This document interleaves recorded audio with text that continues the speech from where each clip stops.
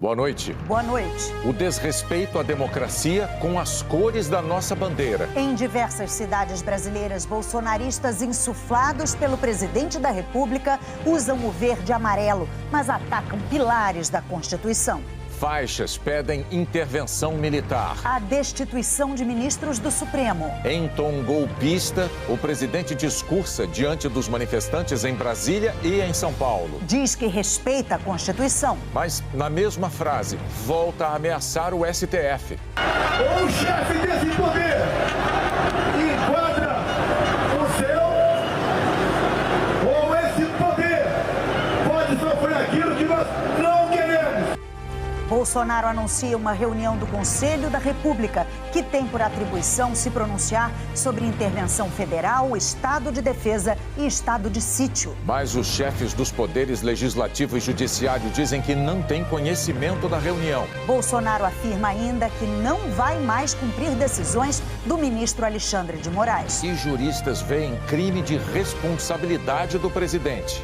O atentado à independência e harmonia entre os poderes e o descumprimento de decisões judiciais configuram, em tese, a prática de um crime de responsabilidade pelo presidente da República. O presidente da Câmara, Arthur Lira, não se pronuncia. O presidente do Senado, Rodrigo Pacheco, diz que o que deve unir os brasileiros é a defesa do Estado democrático de direito. E manifestantes contrários ao governo saem às ruas em defesa da Constituição e pedem vacinas, alimentos e emprego. O Jornal Nacional está começando.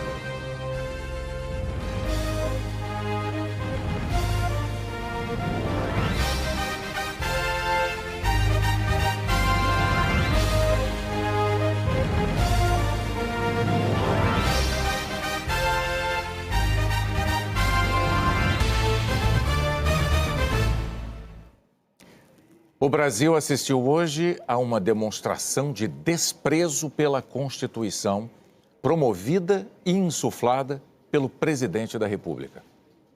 Em diversas cidades, milhares de bolsonaristas participaram de atos com pautas que afrontam a democracia, como a intervenção militar e a destituição de ministros do Supremo Tribunal Federal. Em Brasília e em São Paulo, o presidente Jair Bolsonaro discursou. Voltou a atacar governadores e prefeitos que tomaram medidas de combate à disseminação do coronavírus. Voltou a atacar integrantes do STF. Voltou a atacar o sistema eleitoral brasileiro. E no dia da independência, Bolsonaro elevou a temperatura da crise institucional que ele mesmo criou e tem alimentado. Em Brasília, manifestantes bolsonaristas começaram a se concentrar ainda ontem. A esplanada dos ministérios, na área próxima à Praça dos Três Poderes, estava bloqueada desde a noite de sábado para impedir a entrada de veículos. Mas apoiadores do presidente Bolsonaro foram para lá com caminhões e ônibus e furaram a barreira. Só no início da madrugada a polícia conseguiu refazer a barreira para impedir a entrada de novos veículos. Hoje cedo, os manifestantes começaram a chegar por volta das 8 horas. Gritavam palavras de ordem e carregavam faixas com dizeres antidemocráticos, a maioria com ataques ao Supremo Tribunal Federal e pela destituição de seus integrantes. Alguns manifestantes também defendiam a intervenção militar, o que é proibido pela Constituição.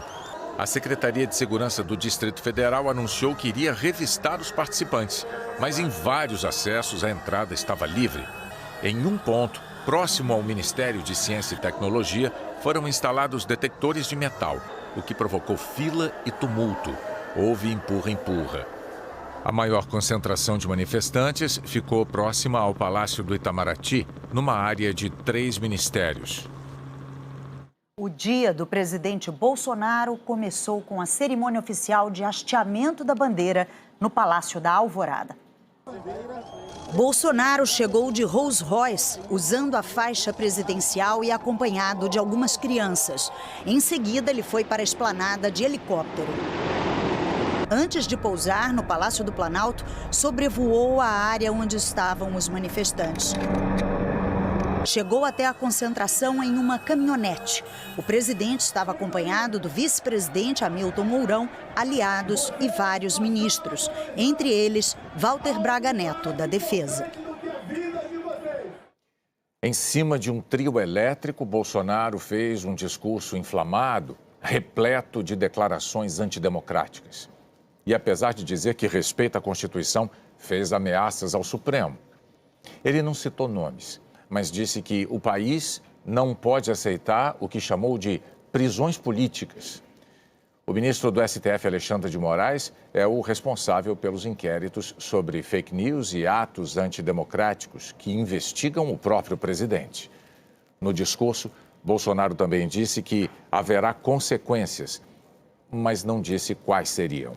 Ou o chefe desse poder enquadra o seu, ou esse poder pode sofrer aquilo que nós não queremos. Porque nós valorizamos, reconhecemos e sabemos o valor de cada poder da República. Nós todos, aqui na Praça dos Três Poderes, juramos respeitar a nossa Constituição. Ao longo do discurso, Bolsonaro disse que não quer ruptura nem brigas, mas em tom golpista, disse que amanhã vai convocar o Conselho da República. Segundo a Constituição, o colegiado é um órgão de aconselhamento do presidente para momentos de crise e pode ser convocado em casos de intervenção federal, estado de defesa e de sítio. Amanhã estarei com o Conselho da República, juntamente com o ministro. Para nós, juntamente com o presidente da Câmara, do Senado e do Supremo Tribunal Federal. Com essa fotografia de vocês, mostrar para onde nós todos devemos ir. O Conselho tem 14 integrantes. A última convocação dele foi em 2018 para discutir a intervenção federal na segurança do Rio de Janeiro. Segundo a Constituição, o Conselho é formado pelo vice-presidente da República, os presidentes da Câmara e do Senado, os líderes da maioria e da minoria na Câmara e no Senado, o ministro da Justiça e outros 6 integrantes nomeados pelo Executivo e pelo Legislativo. Depois da declaração de Bolsonaro, o presidente do Senado, Rodrigo Pacheco, e o presidente da Câmara, Arthur Lira, disseram que não tinham conhecimento da reunião do Conselho.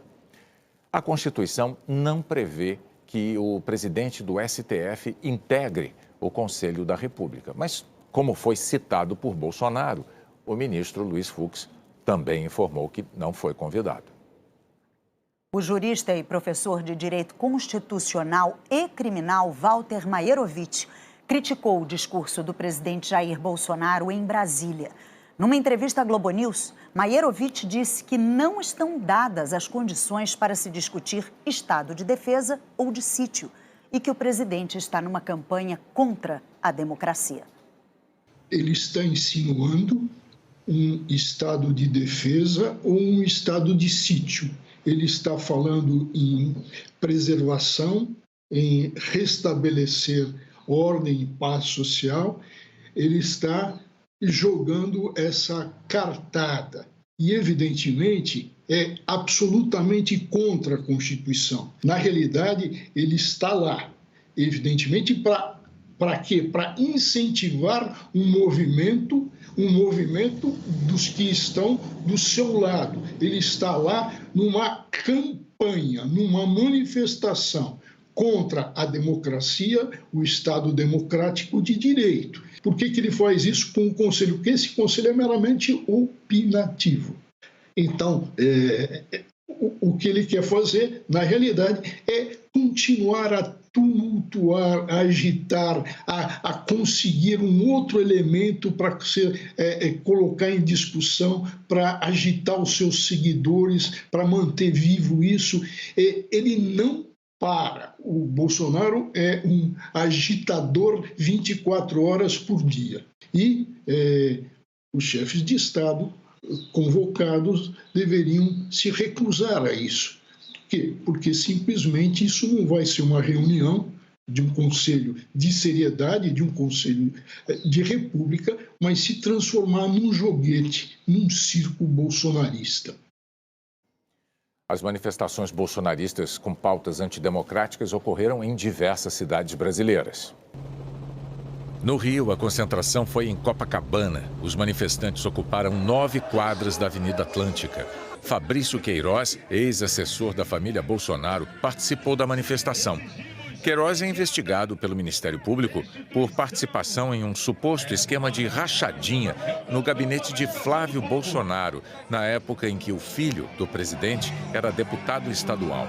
Entre os pedidos, o voto impresso, já rejeitado pela Câmara, e a prisão de ministros do STF, que contraria frontalmente a Constituição. Motoqueiros que se juntaram ao protesto chegaram escoltados pela Polícia Militar. No Recife, a manifestação com pautas contra a democracia ocupou a Avenida Beira-Mar. Em Fortaleza, os apoiadores do presidente Bolsonaro foram à manifestação de bicicleta e de carro para uma concentração na Praça Portugal. Em Salvador, os manifestantes bolsonaristas se concentraram em torno de um trio elétrico. Em Belo Horizonte, a Praça da Liberdade ficou lotada.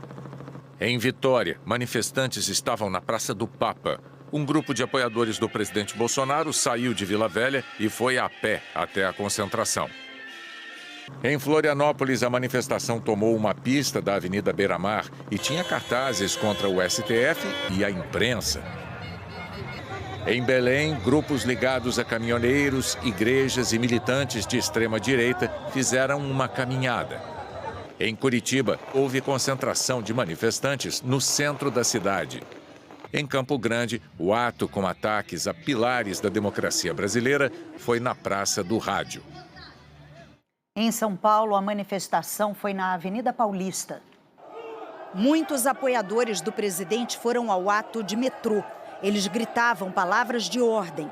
Alguns vieram de outras cidades em caravanas de ônibus. Por volta do meio-dia, a avenida estava fechada nos 2 sentidos. Policiais militares fizeram bloqueios para revistar os manifestantes. Nenhum incidente grave foi registrado. A Secretaria de Segurança Pública de São Paulo montou um esquema especial de segurança com o uso de helicópteros e drones.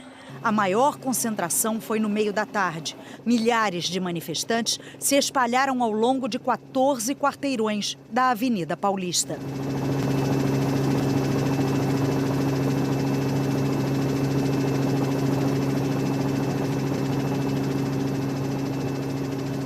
Apoiadores de Jair Bolsonaro levaram um boneco inflável do presidente. Em cartazes e em faixas, a agenda antidemocrática. Ataques ao Supremo Tribunal Federal e pedidos de destituição inconstitucional de ministros da Corte. A defesa da obrigatoriedade da impressão do voto nas eleições. Uma proposta que a Câmara já rejeitou. A intervenção militar com a manutenção de Bolsonaro na presidência, em mais uma afronta ao regime democrático e à Constituição. Bolsonaro chegou à manifestação no meio da tarde e fez um discurso em cima de um carro de som. Alguns ministros acompanharam o presidente, como Onyx Lorenzoni, do Trabalho, Luiz Eduardo Ramos, da Secretaria-Geral da Presidência e Tarcísio Freitas, da Infraestrutura. No discurso em São Paulo, o presidente não voltou a falar em convocar o Conselho da República. Ele fez ataques ao Tribunal Superior Eleitoral e ao seu presidente, Luiz Roberto Barroso. E voltou a afrontar de forma ainda mais grave o ministro Alexandre de Moraes, chegando a xingá-lo. Bolsonaro desprezou o fato de que o ministro tem tomado decisões de acordo com as leis, seguindo o trâmite processual, acolhendo ou rejeitando pedidos da Procuradoria-Geral da República ou da Polícia Federal nas investigações. O presidente Bolsonaro anunciou que não respeitará mais decisões do ministro Alexandre de Moraes. Pela Constituição brasileira, ninguém pode se recusar a cumprir decisão judicial. Dizer a você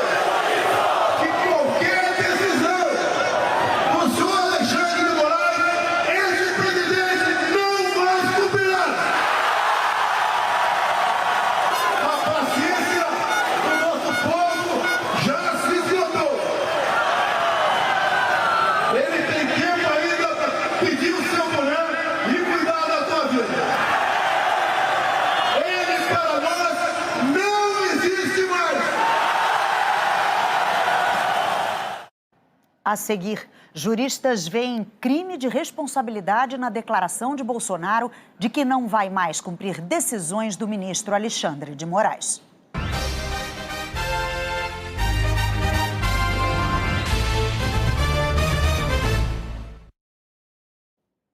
A Ordem dos Advogados do Brasil, ministros do Supremo e políticos de vários partidos criticaram a postura do presidente Bolsonaro ao incitar a população em atos antidemocráticos. O presidente do Senado, Rodrigo Pacheco, do Democratas, sem citar as manifestações, usou uma rede social para afirmar que, ao tempo em que se celebra o Dia da Independência, expressão forte da liberdade nacional, não deixemos de compreender a nossa mais evidente dependência de algo que deve unir o Brasil, a absoluta defesa do Estado Democrático de Direito. O presidente da Câmara, Arthur Lira, do Progressistas, passou o dia em Maceió, de onde acompanhou os discursos de Bolsonaro e decidiu voltar para Brasília ainda hoje para se reunir com líderes e autoridades. Quer saber como eles avaliaram as declarações de Bolsonaro. Presidente do MDB, o deputado Baleia Rossi, disse que são inaceitáveis os ataques a qualquer um dos poderes constituídos. Não podemos fechar os olhos para quem afronta a Constituição. E ela própria tem os remédios contra tais ataques. Também numa rede social, Roberto Freire, presidente do Cidadania, afirmou que não há acordo possível com golpista, que Bolsonaro atacou o STF e urnas eletrônicas. Presidente do PSDB, o deputado Bruno Araújo convocou uma reunião extraordinária para, diante das gravíssimas declarações do presidente da República no dia de hoje, discutir a posição do partido sobre a abertura de impeachment e eventuais medidas legais. Mesmo tom do governador de São Paulo, João Dória, do PSDB, que defendeu o impeachment de Bolsonaro. Ele claramente afronta a Constituição, ele desafia a democracia e empareda a Suprema Corte brasileira. Para o governador do Rio Grande do Sul, Eduardo Leite, do PSDB, inflação, desemprego, apagão de energia, desmatamento da Amazônia, pandemia. Esses deveriam ser os inimigos do presidente do Brasil e não outros brasileiros. Mas Bolsonaro se engana. Nossas cores e nosso país não têm dono. Iremos defender os brasileiros e a democracia que ele ataca. O governador do Ceará, Camilo Santana, do PT, afirmou que essas ameaças de tom golpista tentam demonstrar força, mas, ao contrário, só revelam a fraqueza e o desequilíbrio de quem as faz. Mostram desprezo às leis e à Constituição. Tentam provocar o caos para tirar o foco dos reais problemas do país e da total incapacidade de resolvê-los. Flávio Dino, do PSB, governador do Maranhão, disse que a última vez que um presidente da República resolveu enquadrar e colocar nos eixos ministros do Supremo foi em 16 de janeiro de 1969, sob a ditadura do AI-5, com a cassação de Hermes Lima, Vitor Nunes Leal e Evandro Lins e Silva. O líder da oposição no Senado, Randolfo Rodrigues, da Rede, publicou: "Superaremos esse tempo, página infeliz da nossa história. O verdadeiro patriota se compadece de seus compatriotas. Se compadece quando seu compatriota sente fome, adoece. O povo brasileiro é diversidade e não desunião. Apesar deles, amanhã há de ser outro dia." A senadora Simone Tebet, do MDB, disse que, resposta ao grito de hoje do presidente, recheado de insinuações, ameaças e ações constantes contra a ordem democrática e as liberdades públicas. Congresso Nacional está vigilante e tem instrumento constitucional para conter qualquer tentativa de retrocesso. O líder do Cidadania no Senado, Alessandro Vieira, afirmou que a lei define os crimes de responsabilidade do presidente e que, ao não cumprir decisões judiciais, a pena é perda do cargo, impeachment e dos direitos políticos por até 5 anos. O senador Humberto Costa, do PT, diz que Bolsonaro está isolado. Segundo ele, quem pensa que Bolsonaro deu demonstração de força se engana totalmente. Está isolado da população, da comunidade internacional, das elites econômicas, dos meios de comunicação, das classes médias. Não vai dar o golpe que pretende, pois terá resistência. O ministro Alexandre de Moraes, do Supremo, foi um dos principais alvos das críticas do presidente Jair Bolsonaro e de seus apoiadores. Ele publicou uma mensagem em uma rede social sem citar o ato. Nesse 7 de setembro, comemoramos nossa independência, que garantiu nossa liberdade e que somente se fortalece com absoluto respeito à democracia. O ministro Luiz Roberto Barroso, presidente do Tribunal Superior Eleitoral e que tem sido criticado por Bolsonaro, também se manifestou, mas cedo, antes do ato em Brasília. Eleições livres, limpas e seguras. O amor ao Brasil e à democracia nos une, sem volta ao passado. Os ministros do Supremo Tribunal Federal se reuniram por 1 hora para discutir os atos de hoje. Em nota, o STF informou que amanhã, na abertura da sessão, o presidente Luiz Fux vai se pronunciar sobre os atos em nome do tribunal. O vice-presidente da Câmara, Marcelo Ramos, do PL, comentou a convocação da reunião do Conselho. É bom que convoque, porque se ele convocar, qualquer proposta de viés autoritário fora dos marcos da Constituição será derrubada pela composição do Conselho da República. Vamos lá, presidente, convoque o Conselho da República, espere e respeite a decisão que ele tomará. Para o presidente da Ordem dos Advogados do Brasil, Felipe Santa Cruz, chegou o momento histórico de os presidentes da Câmara e do Senado tomarem posição. A sociedade espera atitude firme de defesa da democracia ameaçada. O Jornal Nacional ouviu juristas sobre as bandeiras defendidas pelos participantes das manifestações de hoje. Eles explicaram por que os atos insuflados pelo presidente afrontam diretamente a Constituição brasileira. Os juristas ouvidos pelo Jornal Nacional afirmaram que, ao fazer ameaças aos ministros, ao Supremo Tribunal Federal e ao Tribunal Superior Eleitoral, o presidente Jair Bolsonaro afronta princípios constitucionais. Não existe, na gramática constitucional, o enquadramento de um ministro do Supremo Tribunal Federal nas suas decisões judiciais pela vontade unipessoal do presidente da República, que é um chefe de outro poder, que no Brasil é o chefe de Estado, é o chefe de governo e do Poder Executivo. Então, o discurso do presidente me parece claramente um discurso de ameaça à independência e à harmonia entre os poderes, a se inferir daí que ele ameaça também descumprir decisões judiciais. Em uma e outra hipóteses, do ponto de vista jurídico-constitucional, o atentado à independência e harmonia entre os poderes e o descumprimento de decisões judiciais configuram, em tese, a prática de um crime de responsabilidade pelo presidente da República, que pode resultar a juízo do Congresso Nacional, autorização da Câmara dos Deputados e decisão final do Senado, pode resultar no impeachment do presidente e na perda dos seus direitos políticos por 8 anos. Os juristas ouvidos pelo JN destacaram o artigo 85 da Constituição. São crimes de responsabilidade os atos do presidente que atentem contra a Constituição e, especialmente, contra o livre exercício do Poder Legislativo, do Judiciário, do Ministério Público e dos poderes constitucionais das unidades da Federação, e ainda contra o cumprimento das leis e das decisões judiciais. O ex-presidente do Supremo Tribunal Federal, Carlos Aires Brito, recorreu a uma expressão usada pelo próprio presidente Bolsonaro. Não perco a oportunidade para dizer que é do meu agrado ouvir o presidente dizer que joga nas 4 linhas da Constituição. Acontece que, nas 4 linhas da Constituição, há 2 protagonistas estatais, por definição. São os que primeiro entram no campo para jogar. Por essa ordem do artigo 2º, o Legislativo e o Executivo. E o terceiro que entra em campo é como árbitro, como juiz dessa partida. E o juiz é o Poder Judiciário. Ora, quando essas decisões são tomadas, o que cabe ao Poder Executivo é respeitar. As regras do jogo são essas, elas estão na Constituição.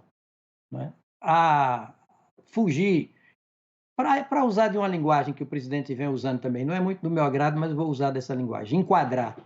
Em nenhum dispositivo da Constituição, o presidente da República enquadra membro do Poder Judiciário. Menos ainda ministro do Supremo, menos ainda o Supremo como um todo. Os ministros do Supremo e o Supremo como um todo é que podem enquadrar membros do Poder Executivo. Isso está na Constituição, isso faz parte das regras do jogo. O professor de Direito Penal da Fundação Getúlio Vargas, Tiago Bottino, criticou os ataques do presidente ao sistema eleitoral. Eu fico muito surpreso de ouvir de uma pessoa que se elegeu durante 8 vezes por esse sistema, que se elegeu presidente por esse sistema, agora diga que esse sistema não funciona. E esse sistema vem funcionando muito bem justamente por conta da Justiça Eleitoral, que é a guardiã desse sistema eleitoral. Descumprir a decisão das urnas, quaisquer que seja ela, também caracteriza um crime de responsabilidade, né? À medida que o povo se manifestar e escolher tomar sua decisão, essa decisão tem que ser respeitada por todos. E você não pode, ao ensejo de questionar o processo, impor a sua vontade. Os juristas também afirmaram que prefeitos e governadores agiram dentro da legalidade na pandemia. Não é verdade que haja uma violação à Constituição quando você estabelece regras de promoção da saúde pública, porque a saúde pública também está na Constituição. O também ex-presidente do Supremo Tribunal Federal, Celso de Mello, defendeu a independência do Poder Judiciário diante das ameaças de Jair Bolsonaro. Numa declaração por escrito, ele diz: essa conduta de Bolsonaro revela a figura sombria de um governante que não se envergonha de desrespeitar e vilipendiar o sentido essencial das instituições da República. É preciso repelir, por isso mesmo, os ensaios autocráticos e os gestos e impulsos de subversão da institucionalidade praticados por aqueles que exercem o poder. Enquanto houver cidadãos dispostos a submeter-se e a curvar-se ao arbítrio e à prepotência do poder, sempre haverá a vocação de ditadores. Daí a significativa e vital importância do Poder Judiciário, cujos magistrados saberão agir com independência e liberdade decisória, dispensando tutela efetiva aos direitos básicos da cidadania. É preciso que o presidente da República ele revele, no seu estilo de governo, uma inadaptação à ordem constitucional. É um estilo de governo de costas para a Constituição. É preciso que haja uma percepção de que o presidente da República é inconvivível com a nova Constituição. A meu juízo, o presidente da República vem demonstrando um estilo de governo inadaptado à ordem constitucional brasileira. Diante de apoiadores, tanto em Brasília quanto na Avenida Paulista, o presidente Bolsonaro repetiu hoje o que costuma dizer, que sempre estará onde o povo estiver. No discurso de Bolsonaro é como se os milhares de participantes dos atos antidemocráticos fossem o povo brasileiro e não apenas os apoiadores dele. Os cartazes, até em inglês, traziam pedidos antidemocráticos e alguns com frases que diziam representar a vontade de todo o povo brasileiro. No discurso aos manifestantes na Avenida Paulista, o presidente Jair Bolsonaro também se referiu às pessoas que estavam ali como a maioria da população. Eu sempre estarei onde o povo estiver. Mas as pesquisas que avaliam a popularidade e o desempenho do presidente mostram um retrato diferente. O Jornal Nacional ouviu pesquisadores e cientistas políticos que comentaram as manifestações de hoje. O cientista político da Fundação Getúlio Vargas, Fernando Abrúcio, explica que o apoio ao presidente hoje está restrito a um grupo e não à maior parte dos eleitores. O tamanho das manifestações não quer dizer o tamanho eleitoral do presidente, mas quer dizer que ele tem um público que talvez fique mais próximo dos 20% do eleitorado, que é capaz de fazer tudo o que ele quiser por ele. Portanto, eu acho que essa é a grande característica. Quer dizer, o presidente Bolsonaro não tem maioria social, mas tem um grupo que é minoritário, mais próximo dos 20% a 25%, que é capaz de se mobilizar pelo Bolsonaro a qualquer momento. No fim de junho, o IPEC, Inteligência em Pesquisa e Consultoria, formado por ex-integrantes do IBOPE, apontou que 49% dos brasileiros consideravam a administração de Bolsonaro ruim ou péssima, e 24% classificavam como ótima ou boa. Em outra pesquisa do Datafolha, feita no início de julho, 51% achavam o governo Bolsonaro ruim ou péssimo, 24% ótimo ou bom. O diretor do Datafolha, Mauro Paulino, também analisou o perfil dos apoiadores do presidente que estiveram hoje nas manifestações. Os manifestantes que foram às ruas hoje, eles representam esse núcleo duro, representam esse bolsonarismo mais fiel. Não é a maioria, como eu já disse, é algo em torno de 12% dos eleitores. Então, não é representativo do total da população. Não dá para dizer que o povo foi às ruas. Quem foi às ruas foi esse núcleo mais ferrenho e mais limitado do bolsonarismo. A diretora do IPEC comentou a queda da popularidade de Bolsonaro, que nas últimas pesquisas eleitorais não passou dos 25% das intenções de voto no primeiro turno, ficando em segundo lugar. Claro que provavelmente quem mais compareceu às manifestações são as pessoas que mais apoiam ele. Então, assim, não é um perfil homogêneo do povo brasileiro. É um perfil, provavelmente quem compareceu às manifestações é o perfil que mais apoia o presidente. Mauro Paulino, do Datafolha, falou sobre a pauta antidemocrática das manifestações. A adesão a propostas antidemocráticas é muito baixa no Brasil. E ela está restrita a um nicho que não passa de 11%, 12% do eleitorado. 75% defendem a democracia como o melhor regime para um país. Os outros 75% estão cada vez mais longe do Bolsonaro. Esse é o resultado dessas manifestações. Bolsonaro está cada vez mais próximo da sua pequena bolha, uma bolha de gente muito fiel ao presidente, mas está cada vez mais longe dos 75% dos brasileiros que são favoráveis à democracia. E esse afastamento será cada vez maior porque os problemas econômicos, sociais e políticos, a inflação, o preço da gasolina, o desemprego, tudo isso vai continuar. Neste 7 de setembro, também houve manifestações contra o presidente Jair Bolsonaro e a política econômica do governo e em defesa da democracia nos 26 estados e no Distrito Federal. Em Brasília, a manifestação foi ao lado da Torre de TV, a 2,5 km da esplanada onde estavam os apoiadores do presidente. Os manifestantes escreveram no chão a mensagem: feijão sim, fuzil não. Uma crítica à recente declaração de Bolsonaro estimulando a população a se armar. Também pediram a defesa da Amazônia e a saída do presidente.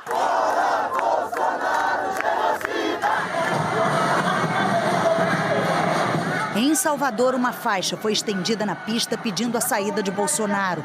Manifestantes levaram mini botijões de gás em referência à alta da inflação. No Recife, grupos de percussão e carros de som acompanharam o protesto contra o governo federal. Em Teresina, imitações de notas de dólar foram coladas em cruzes para lembrar os mortos da pandemia e as suspeitas de corrupção na compra de vacinas. Em Maceió, os manifestantes também defenderam o impeachment. Reclamaram dos preços da cesta básica e do aumento do fundo partidário. Indígenas protestaram contra o marco temporal, uma tese segundo a qual os índios só podem reivindicar as terras que já ocupavam antes da promulgação da Constituição de 1988. Em Porto Alegre, cruzes faziam referência às quase 600 mil vidas perdidas na pandemia e ao atraso na compra de vacinas. O protesto em Florianópolis foi debaixo de chuva. No centro do Rio de Janeiro, faixas defendiam a democracia e pediam vacina e comida para todos. Também havia mensagens pelo impeachment de Bolsonaro, de repúdio à ditadura militar e à violência policial nas favelas. Em Belo Horizonte, os manifestantes reclamaram do desemprego e da alta de preço dos alimentos. Em São Paulo, a manifestação pela democracia e contra Bolsonaro ocorreu no Vale do Anhangabaú. É o mesmo palco do histórico comício em defesa das eleições diretas em 1984. Ninguém aguenta mais! Fora Bolsonaro, seus generais! Fernando Haddad, do PT, e Guilherme Boulos, do PSOL, que foram candidatos à presidência na eleição de 2018, discursaram. Também houve discursos de Gleisi Hoffmann, presidente do PT, e de representantes de outros partidos de esquerda. Eles criticaram o governo e defenderam a democracia. A seguir, os números da pandemia no Brasil.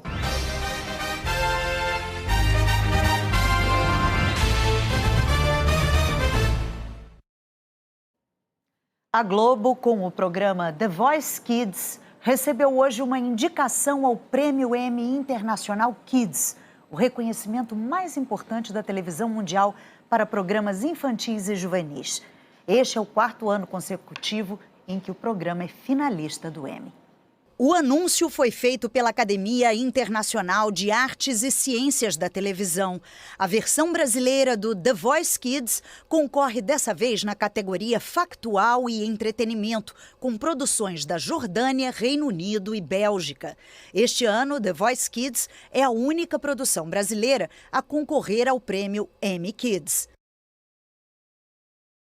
Os vencedores serão anunciados em uma cerimônia virtual no dia 12 de outubro. Ao todo, a Globo tem 18 prêmios Emmy Internacional. O último deles foi ano passado, com a novela Órfãos da Terra. A FIFA abriu uma investigação sobre a suspensão do jogo de anteontem entre Brasil e Argentina. A CBF, a Associação de Futebol Argentino e a Conmebol têm 6 dias para apresentar as versões sobre o caso. Como esse jogo foi interrompido, a CBF entendeu que o zagueiro Marquinhos não cumpriu a punição com 2 cartões amarelos e decidiu desconvocá-lo da partida de quinta-feira contra o Peru. Vamos ver agora os números da pandemia e da vacinação pelo Brasil, reunidos pelo consórcio de veículos de imprensa. Alain Severiano, boa noite. Boa noite, Ana Bonner, boa noite a todos. Em 24 horas, 552.850 pessoas tomaram a primeira dose, 587.435 a segunda dose ou a dose única e 1.034 a dose de reforço. Total do dia, mais de 1.100.000. A primeira dose foi aplicada em mais de 135 milhões de pessoas no país, 63,48% da população. Quase 68 milhões estão completamente vacinados, 31,84%. 14.279 receberam a dose de reforço, 0,01%. No mapa, os estados em verde escuro são os mais adiantados na vacinação completa. Agora, o panorama da pandemia, lembrando que hoje é feriado e os números costumam ser menores. De ontem para hoje foram 342 mortes por Covid, já são 584.208 vítimas. Em 24 horas, 13.868 novos casos confirmados, mais de 20.911.000 aí no total. A média de casos ficou em 19.102 por dia, redução de 28%. A média de mortes tem queda de 27%. São 526 por dia, número mais baixo desde 1º de dezembro. Há 9 meses, a média não ficava abaixo de 600. Nenhum estado tem alta na média de mortes. 6 e o Distrito Federal têm estabilidade e 20 estados estão em queda. Outras informações em g1.com.br/coronavírus. Ana e Bonner. Obrigado, Alain, que esses números continuem caindo, é muito importante. Neste 7 de setembro, no começo da noite, houve panelaços contra o governo Bolsonaro em diversas cidades brasileiras.